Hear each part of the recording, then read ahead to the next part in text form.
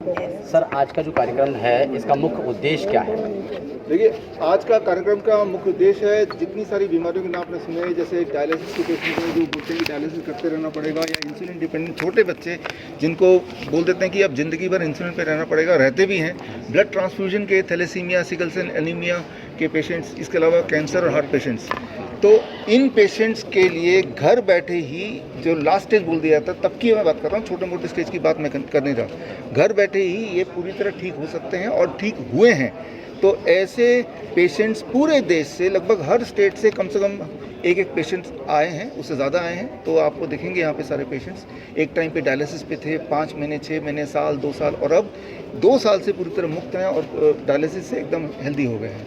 तो जो एक षड्यंत्र चल रहा है कि पेशेंट को डायलिसिस में डाल दो, कीमोथेरेपी में डाल दो, इंसुलिन डिपेंडेंट बना दो, ये भी एक तरह का ट्रैप है, ये भी गुलामी है। तो इस गुलामी से बाहर निकालने के लिए आज का दिन जो है 23 जुलाई, जो कि चंद्रशेखर आज़ाद जयंती है, बाल गंगाधर तिलक जयंती है, तो इस दिन को हमने चुना।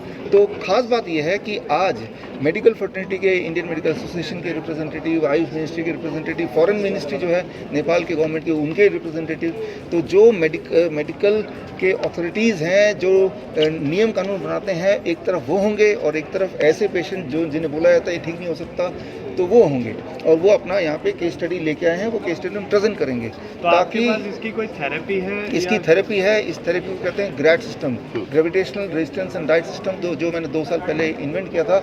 और इसमें हॉट वाटर में पेशेंट बैठ जाता है, और जैसे ही पेशेंट बैठता है तो पेशेंट का जो स्किन है that becomes the third kidney.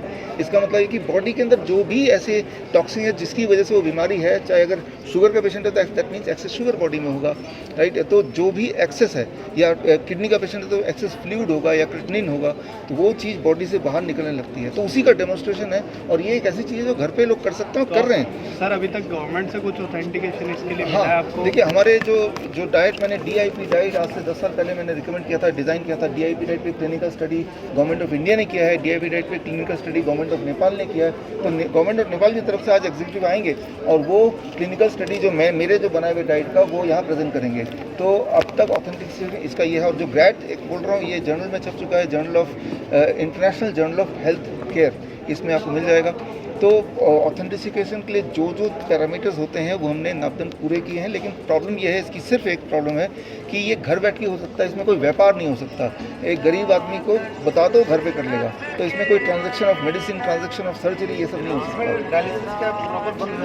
Dialysis किसी भी स्टेज पे हो, प्रॉपर बंद हो जाती है और दोबारा उनको डायलिसिस की आवश्यकता नहीं पड़ती। और ऐसे हमारे पास हज़ारों पेशेंट्स हैं, उनमें से हर स्टेट से एक पेशेंट आज आ रहे हैं जो अपनी कहानी सुनाएंगे और अपने रिपोर्ट लेके आ रहे हैं, कौन से हॉस्पिटल में थे वो सब बता रहे हैं। सर, आज आप एक्सेप्ट किया है? गवर्नमेंट ने एक्सेप्ट नहीं किया, प्रॉब्लम ही ये है, इसीलिए हम यहाँ पे हैं कि गवर्नमेंट ने एक्सेप्ट नहीं किया, तो नुकसान सिर्फ पेशेंट को होगा।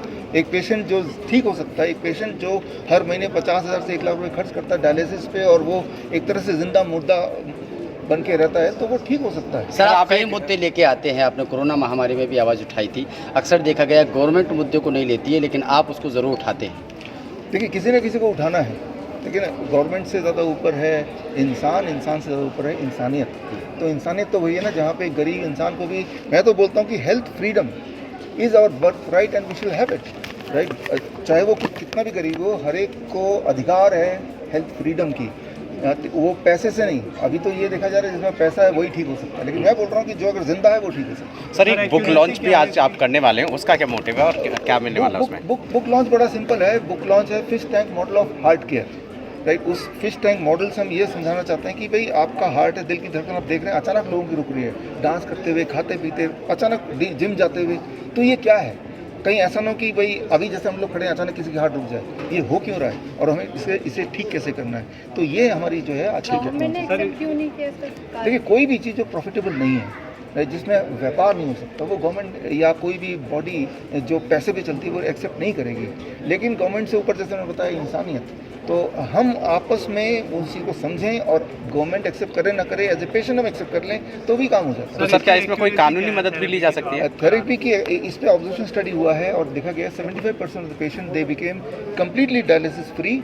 तो एक्यूरेसी 78% हुआ, लेकिन जो 25% रह गया, ऐसा नहीं कि उनको कोई फ़ायदा नहीं हुआ, उनकी डायलिसिस की फ्रीक्वेंसी कम हो गई। जहाँ तो हफ्ते में 2 बार जाते थे, अब वो 15 दिन में 1 बार जाते हैं। तो जैसे इसका जो ऑब्जर्वेशनल स्टडी है वो भी आज मैं उसका कोर्स करूँगा। सर, मैजिक रेमेडीज एक्ट के बारे में आपको कुछ हाँ, मैजिक रेमेडी एक्ट बोला ये ठीक हो सकता है, तो यही मैजिक रेमेडी एक्ट है जो अंग्रेजों का बनाया हुआ है 1940 से, ड्रग एक्ट, उसी का है मैजिक रेमेडी एक्ट। तो आज इस पर हम बात करेंगे मैजिक रेमेडी एक्ट, आप कानून हट जाना चाहिए, क्योंकि इस कानून का मतलब है कि जितनी सारी चीज़ मैं बता रहा हूँ, तो मेरे ऊपर केस ऑलरेडी चल रहा है drug and magic remedy act का, राइट। तो मैं गुनहगार हूँ drug and magic remedy act, तो ये कानून खत्म होना चाहिए, अंग्रेजों का दिया हुआ कानून। ठीक है, थैंक यू सो मच।